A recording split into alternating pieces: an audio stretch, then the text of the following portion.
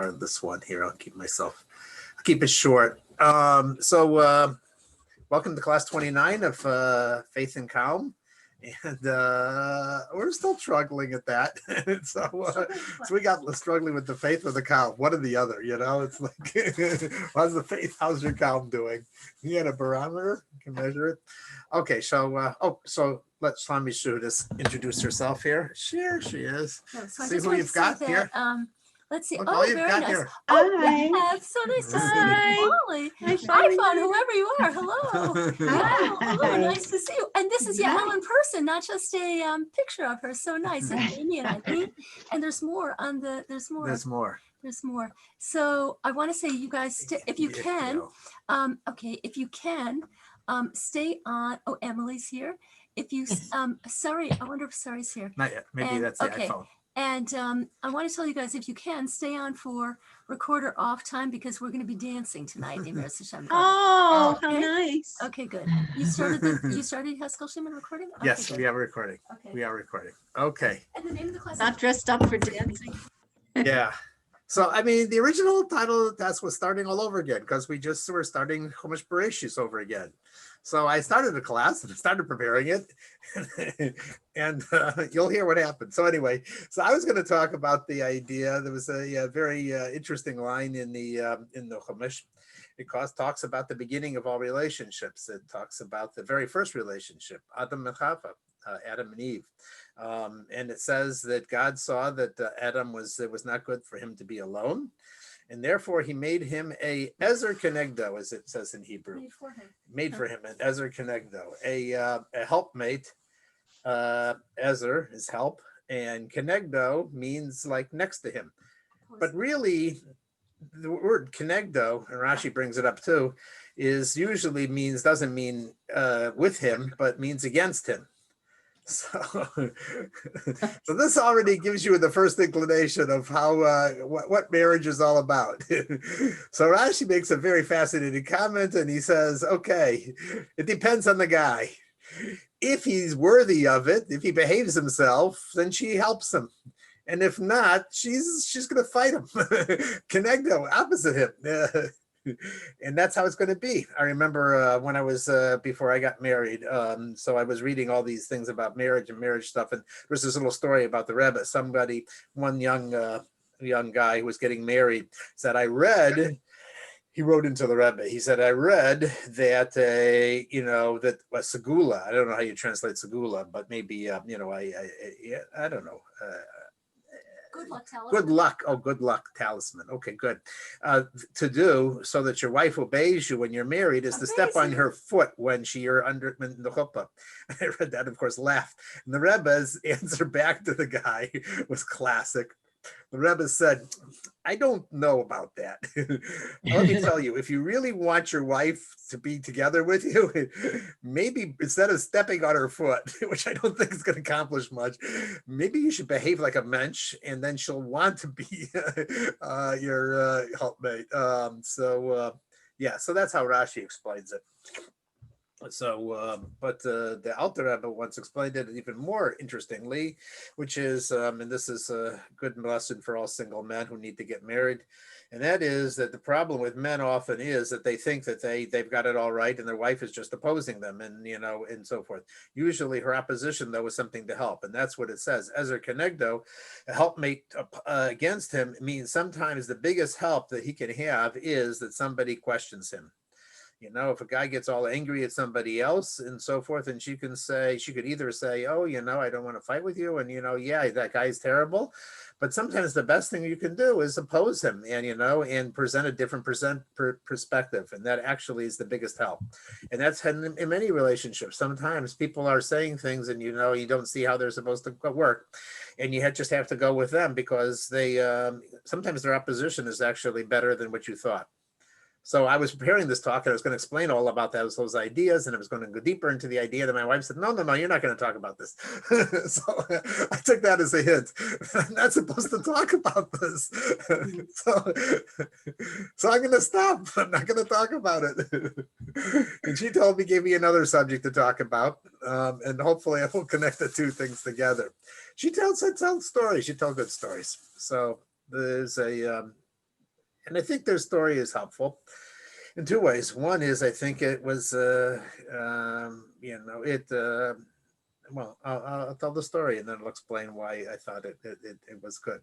So this story goes back to the time of the Alter Rebbe in the year 1786 in the first Lubavitcher Rebbe in Russia, in the area of White Russia, which I guess is because they have lots of snow there. They call it White Russia. And it was a very cold Sukkot. How cold? It started snowing. It started snowing already on Sukkot. And that's not so good. In fact, on Shemini Atzeres, it was so, there was so much snow that they had to hint to the non-Jewish helper, Kumza, that they couldn't eat in the sukkah because of the snow on top of the skach. It was so thick. And so he got the hint and he went up on top of the sukkah and knocked off the snow. So that's how cold and snowy it was. And there were a lot of Hasidim that came to Lubavitch that year. And because it was cold and they weren't properly dressed and they were sitting in their fur boots and their fur coats in the sukkah, a lot of them got sick. And okay, so the story is told by a Chassid called Pinchas Rises. And Pinchas Rises writes and he says that on the night of Simchas Torah, he went into the Alter Rebbe and he told them the Sefer Torahs are all rolled up. We're all ready for the Hakafos, but many people are sick and they're not going to be able to come. So the Alter Rebbe put his head down on his arms and he thought about it for a while and went to meditation, and he came back and he said, it says Torah is a Eish Daschu. It's a fire. Torah is a fire. Everyone should come to the Hakafos, to these dancing, and they will all be healed by the fire of the Torah. They will all the cold and the sicknesses will go away. Okay. So he Pinchas Rises and his friends Elei Chaim and other Hasidim, they went around and they started going to house, telling each person that if they're sick, they should come to the shul to Lubavitch and to the Hakafos, and they will be healed. And people came, although it was a cold night. It was snowing, it was sleeting, it was wind and so forth like that. But they came. They came to for the Hakafos. Did you explain what hakafas are? So the dancing on Dancing in circles. Circles. Hakafa means circle. Yeah. They came to one house. It was the house of a person who lived in Lubavitch. He was a big scholar. His name was Reb Isaac. And Reb Isaac was an opponent of Chassidus. He didn't like the idea, but he had a lot of respect for the Alter Rebbe. He knew his tremendous knowledge, and he was respectful of him. But he didn't agree with this, and he didn't think it was a smart idea that people should be going on such a cold night to there. And additionally, he had some visitors who had been staying with him. He had a nephew. Not a young man, an older man named Moshe, and he got very sick. He was so sick that the doctors were saying that like this guy is he's close to passing away. And his sons were sick too. His son-in-laws were sick also. And so when Pinchas Rises came to the house and said everybody has to go, the sick and everybody, he said, nah, this guy's not going nowhere. He's the doctor says he's almost, God forbid, he's like on his last legs, and we don't know that he's going to recover. The boys will recover, but the Dr. Abraham was saying, I don't think they're going to recover. So there was a big argument going on, and these simple Hasidim said, "No, we got to go. We got to go." And they told their father, and he said, "I'm ready." So they had to carry him on a litter, and they brought him a litter. What's that? Those, like a stretcher, Uh-huh. and they put the blankets on him and they brought him in, and the place was very hot. The whole shul was very hot, and there were people. It describes the scene. This is the Frierdiker Rebbe writing. He's a writer. He describes the scene. You walk in, and there were people there, and some of them were propped up against the wall, and some of them were lying on the ground, and it was quite a scene. It was like a hospital ward inside the place. And the Alter Rebbe made a l'chaim on wine, and they made a bracha and said that this wine should be given out to everybody inside the hall. And the doctor the next day said it was a miracle. I mean, he never saw such a thing. That all these people were healed, and some of them didn't even look like they were going to come through, and they all were tremendously healed. So I think that my wife has wanted the story because she was suffering also on the night of Simchas Torah, and she was worried about something. And I hinted to her about the story, and she came to our dancing at Simchas Torah. And believe it or not, she said the next day she was much better. So I tell the story because maybe it has just telling the story has an effect, and it should bring faith and health and healing and everything else for other people. So maybe that's why she said, tell the story, because, there's sometimes there's a mystical power just in telling the story that has an effect that brings a certain degree of health and confidence and power and, I don't know what what's going on in the higher worlds when you're telling the stories. Okay, so did I do a good job with the story? Okay, good. Thank you so Good. much. So she asked me, yeah. So I think my wife has a lot planned for tonight, and so I wanted to make sure that she gets to Not so much. Yecheskel Shimon, yes. I have a brother who's extremely sick at this moment. Is there any way to apply what you just discussed to that? Or is it too late if it's not Simchas Torah? If you don't, or you can discuss it. I'm not privy to how God runs the world and how he handles sickness and so forth. My wife says she has something to offer. I think that the just a general approach is we Hasidim, we write the Rebbe and we inform him of the situation and we ask for his blessings. And there's two parts to that then.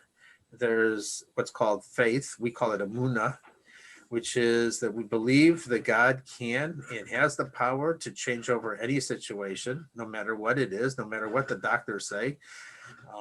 Even if they say it's like a 99% chance of no life, that still means a 1% chance that there will be life, So no matter what, we have faith, and that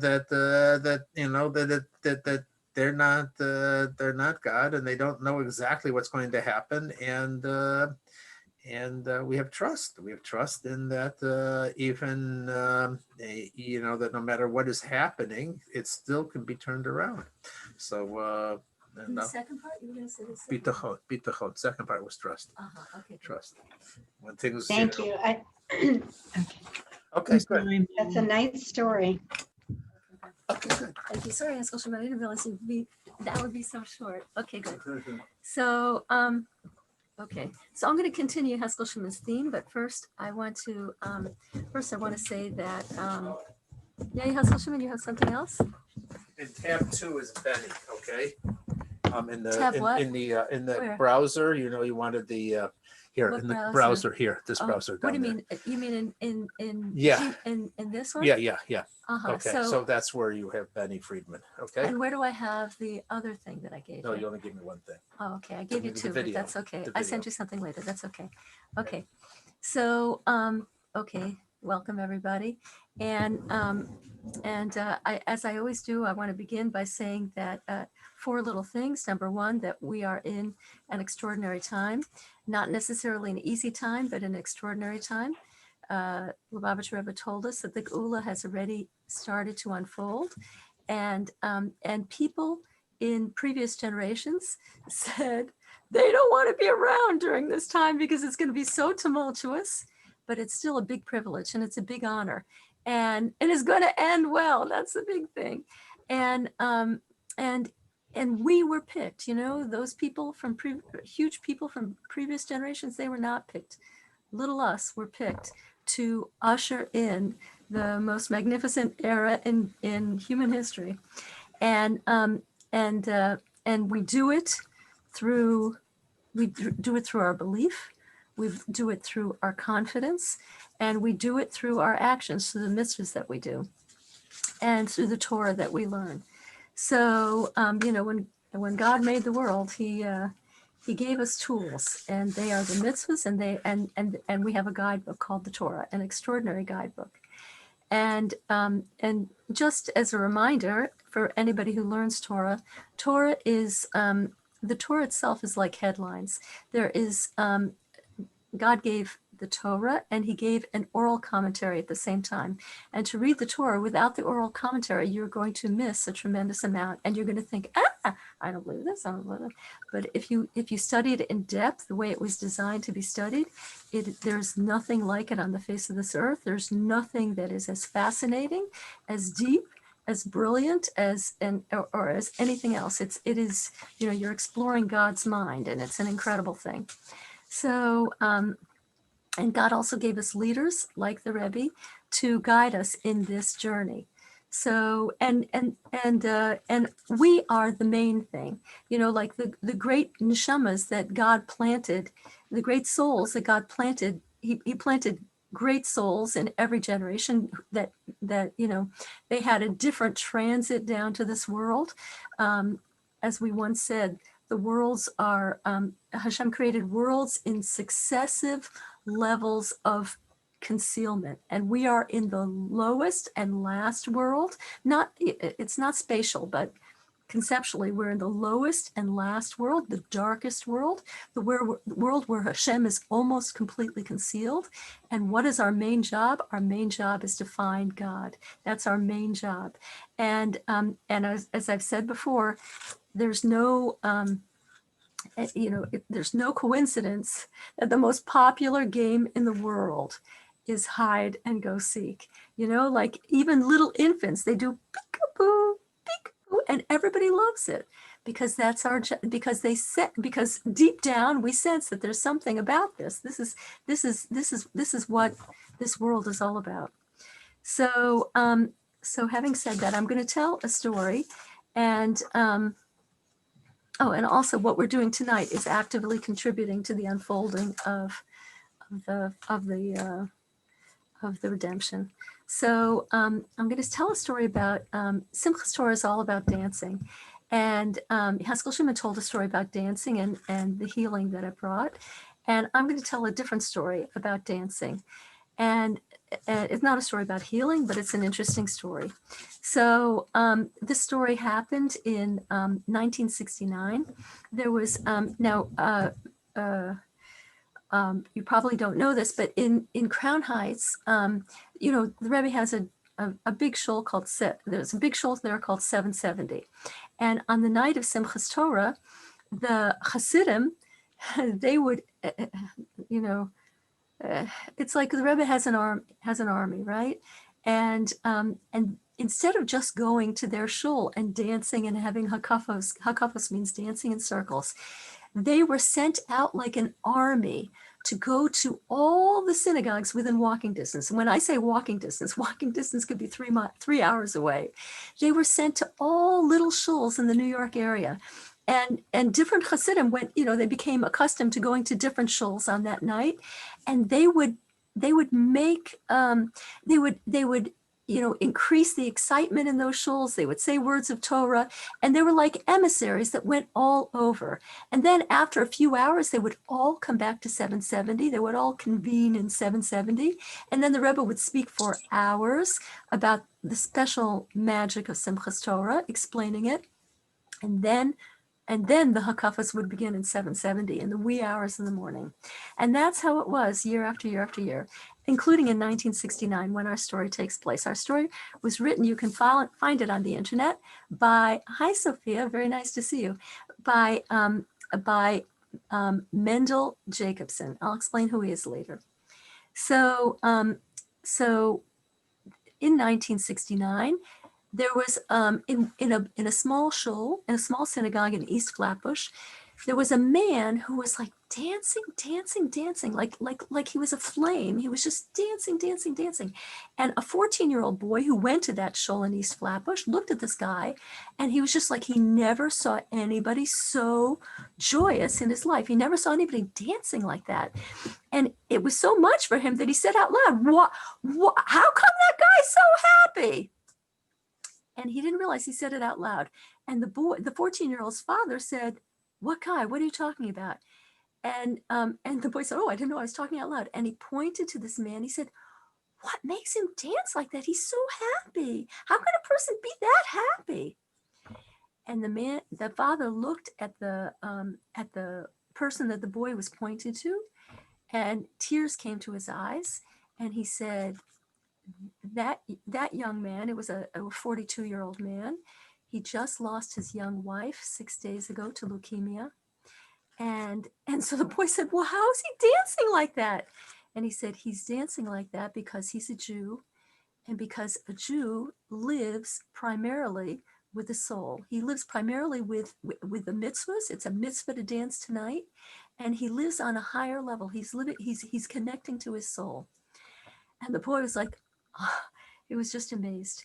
So anyway, that same night, the 42-year-old man had his 5 children who were all orphaned 6 days earlier. Their mother had passed away. He had them with him in the shul. And their grandmother, the woman who passed away, her mother, had dressed all the kids in their holiday finest and sent them with their father to the shul in East Flatbush. They walked there, and then they walked back home, and he brought the youngest kids home, and the mother's mother took care of them, and he and the older kids went to 770 to join. Everybody was convening on 770. Everybody was returning from the individual synagogues that they had gone to. And this guy, this 42-year-old, he had a special job in 770. And his special job was that he began the melodies. The Rebbe would speak for hours. The Rebbe would speak he would speak like maybe an hour or so. And then they would have a break and they would sing a Hasidic melody. It's called a nigun. And sometimes they have words and sometimes they don't have words. They're considered songs of the soul. That's what a nigun is. And they're extremely evocative. And so when the Rebbe stopped speaking, everybody knew this guy is the guy who thinks of and starts a nigun. And all the eyes in the synagogue turned to him, this person who was widowed 6 days earlier and now has 5 kids, no mother. And he starts a song, but they hear a gentle little voice, and he starts and he sings and he sings, and it gets louder and louder.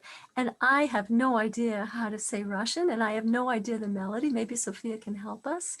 And it's, forgive my non-Russian, Mi vadyom ne patonium I va agnium ni sigurum. And what does it mean? We in water will not drown. We in fire will not burn. And he kept singing this over and over and over again. And the Rebbe is watching him from his chair. And suddenly, and with an intense stare, the Rebbe leaps out of his chair, pushes his chair away. The chair almost flies. And the Rebbe starts dancing in his place, waving his arms, jumping up and down, singing with this chassid. And everybody starts singing with the chassid. And it was like electrifying. And nobody ever saw the Rebbe dance like that before, and nobody ever saw the Rebbe dance like that afterwards. The Rebbe danced, but like this, nobody ever saw. And it was as if this 42-year-old guy was, he looked happier than anybody you can imagine. And it was because he was relating to, maybe it was because he was relating to the indestructible core that is in every Jew. And so anyway, let's fast forward 20 years from then. In the offices of Tzivos Hashem, Tzivos Hashem is an organization that the Rebbe started. It's called the Army of Hashem. And what army is it? It's an army of kids doing mitzvos. By kids, we're told that kids are very powerful. And by kids doing mitzvahs, the world changes even more than when adults do mitzvahs. So the Rebbe started this organization, Tzivos Hashem. And they get a phone call in the office of Tzivos Hashem from some guy, and he says, "I want to sponsor programs for kids, whatever programs you have on Simchas Torah for kids." And the person in the Tzivos Hashem office said, "Great. Can I ask you why you're so interested in kids and Simchas Torah?" And the guy said, "Because many years ago, I was 14 years old, and I was in a shul in East Flatbush, and I saw a guy dance his shoes off, and I was so stunned to find out that he had lost his wife 6 days earlier. And my father told me that this is the power of a mitzvah. This is what a mitzvah does. And he said, and so I want to do something for children and Simchas Torah. If this is the power of Simchas Torah, and this is the power of a mitzvah, I feel like doing something because it changed my life forever. Seeing that changed my life forever. That a person can be like that. And so let's fast forward again. So that's what happened to the 14-year-old. Now, the 42-year-old man. Let's fast forward to my life. I met that man. I stayed in that man's house for Shabbos many, many times. When I met him, he was already remarried.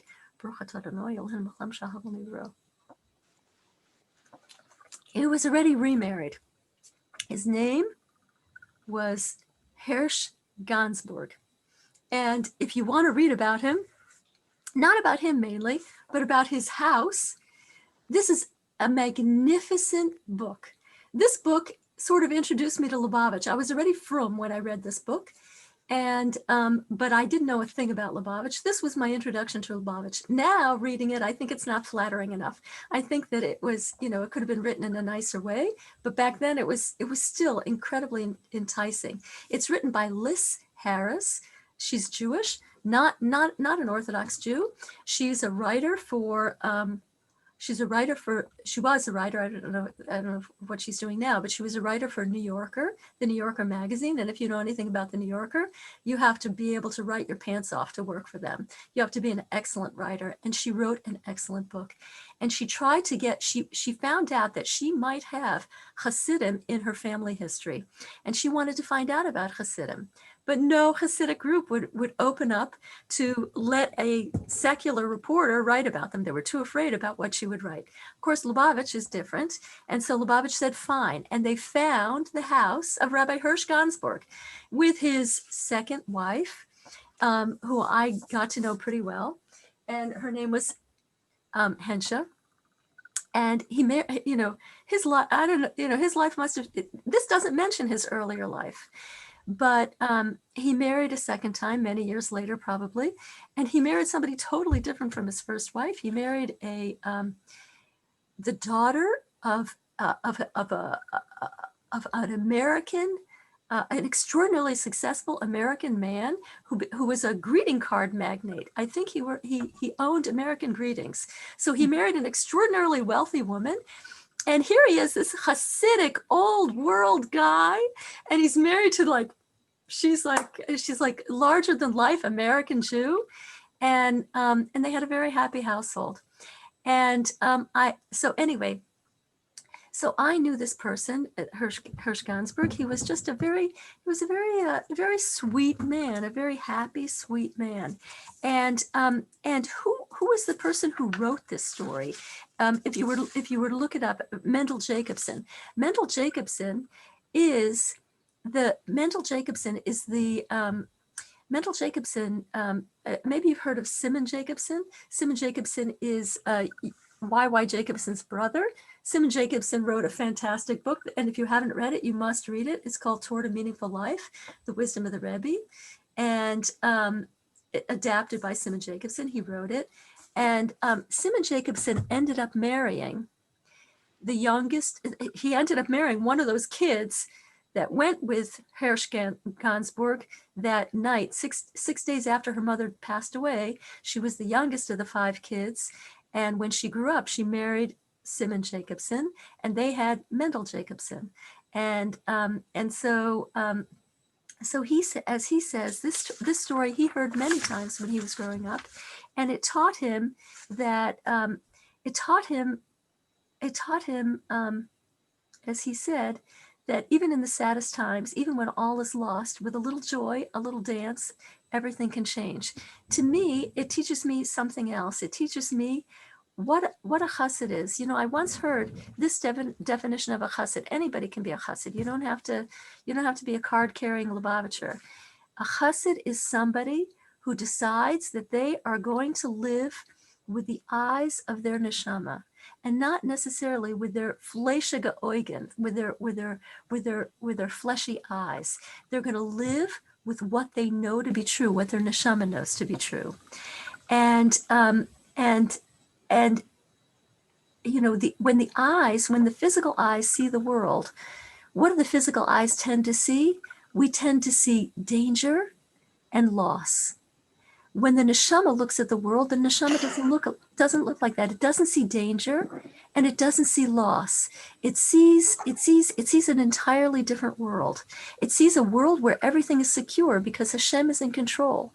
And if something happens, this is part of the bigger plan that I cannot understand. But I know that Hashem is in charge, and I know that God willing, someday I will understand. So anyway, but I would add that that music helps. Just like on that night, they were singing and singing and singing, and dancing helps.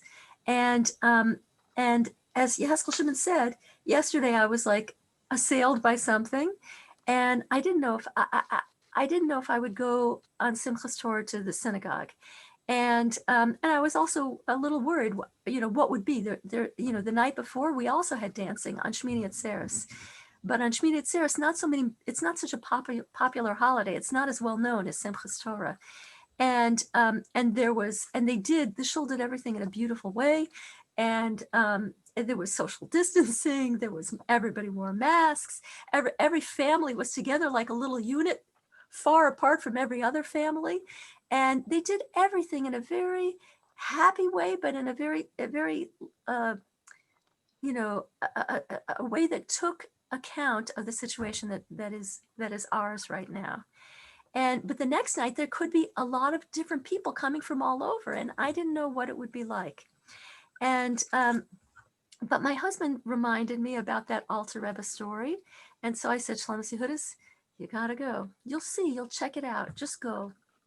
And I went, and I have to tell you, the Simchas Torah is my favorite. I think it's my favorite holiday the whole year. I love being, you know, like we have a mechitza with men on one side and women on the other, and I love we dance like free spirits on that night and on the next day, and I just love it. I absolutely love it. There's something very, very spiritual about dancing, and especially about dancing on Simchas Torah. And so I went, and I came home a completely different person. Everything we did it again in a very logical way, in a way that was safe for everybody, and yet that we had that spirit, and it was very, very, very beautiful. So anyway, so singing and dancing, sometimes, why does singing and dancing help, you know? Why does singing and dancing help? So we are, Rabbi Yossi Paltiel explained to me one time that a Jew has certain faculties. They have faculties of the soul, just like we have faculties of the body and of the brain. We have faculties of the soul. There are certain things that we have that are called kohos. Those are powers. And those are, maybe we should use the word abilities. And unless you do something about it, you're not going to activate it. You're not activate it. You're not going to, like, for example, let's say a person is born with the potential to be a great brain surgeon, right? They're born with the potential to be a great brain surgeon, but they don't go to medical school. Would you allow that person to operate on your brain? No, you'd be insane if you did, because the person has to go to medical school. They have to go to, you know, neurology or whatever afterwards. They have to study. If they don't, I don't care if they have a potential. If they didn't do the learning, they're not coming close to my brain, God forbid, or anybody else's brain. But there are other powers that a Jew has that are not called kohos. They're called giluyim. And what are those? They're called revelations. And what are those? Those are things that we have in unlimited fashion from birth. And nothing we can do ever can reduce it even a little bit. They're always there, and they're always in unlimited fashion. And one of those things is joy. But the nefesh habehemis, our body, our body and our animal soul, you know, they delude us a lot. And they distract us a lot because there's a lot to be distracted about. There's a lot to worry about. There's a tremendous amount to worry about. And there's a tremendous amount of things that look like they're going wrong. And so sometimes, even though we have tremendous happiness, a well of tremendous happiness inside, the Nefesh HaBehemoth is like circling us and confusing us. So you have to break through that false crust that the animal soul builds around us, that false crust of worry and lack of faith. And sometimes, what can we do? Action sometimes helps to break through that crust so that your natural simcha, your natural happiness that's there in unlimited fashion, 24/7, can express itself. And we can do that. So we break through the crust with singing. We break through that crust with dancing. We break through that crust with action, because action is very powerful. So, so that's what that man was doing that night. He was breaking through. My gosh, what a crust he must have had 6 days earlier to have lost his beloved wife. And now he has not only himself to console, but 5 children. And, oh, by the way, I met that daughter. I met the youngest girl. I met her because Yaskel Shimon and I also spent a meal on Sukkot when she was grown up and she was married to Simon Jacobson already, and we spent it with Hirsch Gansberg and his second wife. We had a lovely meal in their sukkah, in Rabbi Gansberg's sukkah. So I'm going to tell you another little sukkah story, and then we're going to and then I'm going to tell you something the Rebbe said. Our Rebbe said, and then we're going to do our off the recorder dancing. So another little story about Simchas Torah. And also today, I want you to know, today is a special day. Today is called Isru Chag. Isru Chag means, just a second. I made a bracha earlier. Isru Chag is the day after a holiday. This is the day after Simchas Torah. And you're supposed to schlep the holiday, schlep the spirit of the holiday into the next day. You tie it. Isru is tie. You tie it. You tie it to the holiday. So, so today also has a special value. So this story took place in 1990 probably, or 1989, also on Simchas Torah. And there was a famous rabbi. I had his picture, but Yaskel Shimon, whatever, it didn't transfer to his side of the computer. So there was a famous rabbi, Rabbi J.J. Hecht. He worked like this, side by side with the Rebbe for decades, making programs for kids, making programs for the community. I wish I could access it. There's a great picture of, and he was also very big with connecting Lubavitch with the powers that be, so that more Jewish things could be allowed.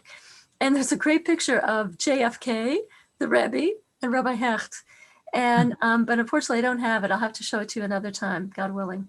So on this particular Simchas Torah, Rabbi J.J. Hecht, like all Hasidim, had been, he had been in 770. He went out to his shul that he was assigned to, and he lived in East Flatbush, and then he came back to 770. Like all the Hasidim, they convened after they brought life to all these small synagogues. They came back to their own synagogue, 770, to dance and to be with the Rebbe. And when Rabbi Hecht came into the synagogue, there was a lot of people there already, including a very, very young Rabbi Yossi Jacobson. And as Rabbi Hecht walks in he walked into the shul. There were, on the holiday season, there were a mere 9,000 people crowded into 770. These 9,000 people were, thank God it wasn't Corona back then. These 9,000 people, there was no room for 9,000 people to stand on the floor. So younger guys would suspend themselves from the pillars or from the ceiling. They would actively suspend themselves. Some of them, if they were too far down, they brought periscopes to see above the crowd to see the Rebbe. There were so many people that a cloud would form in 770 because the Rebbe liked it to be cold. And so, but there was so much heat from the people rising that when the vapor would rise and hit the cold or whatever, it turned into a cloud. There was a cloud in 770. It was an amazing thing. My husband saw it a few times and prayed for his life as he would teeter totter on one of the bleachers. And so anyway, so when Rabbi Hecht came in, there was already, like 9,000 people there. And he walks in, and Yossi Jacobson is watching the Rebbe, and the Rebbe does something that Rabbi Jacobson never saw never saw before or since. The Rebbe throws a big kiss to Rabbi Hecht, and he blows him a big kiss, and with a gigantic smile.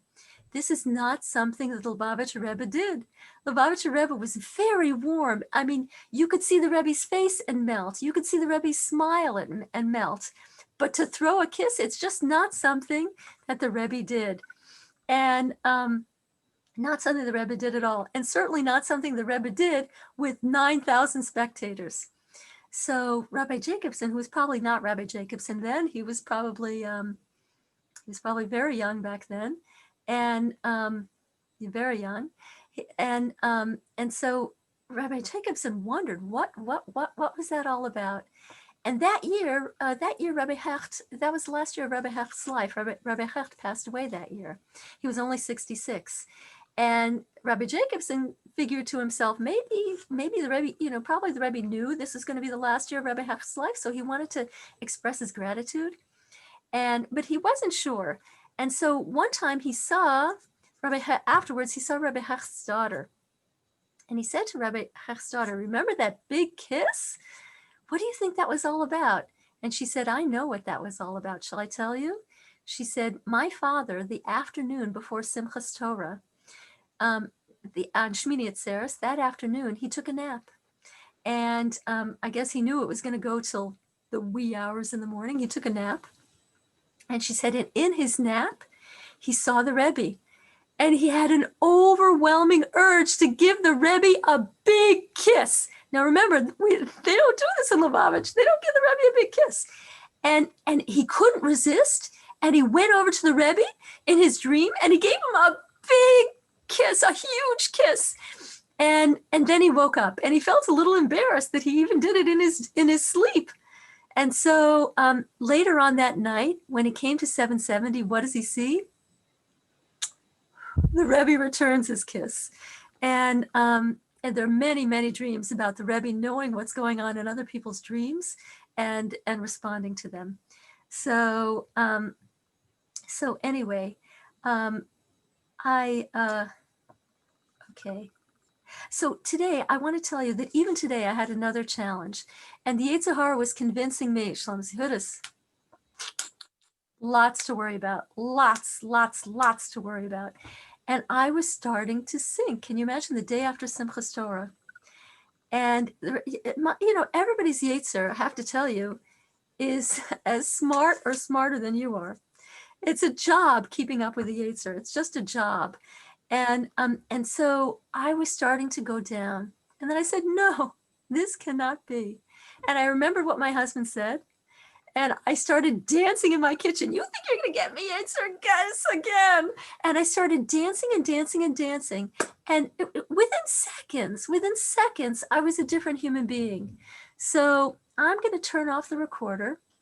And I'm going to suggest that we all get out of our chairs, and I'm going to play some music. He told me where it is. I'm going to put on some music, and we're going to dance because it's Isru Chag.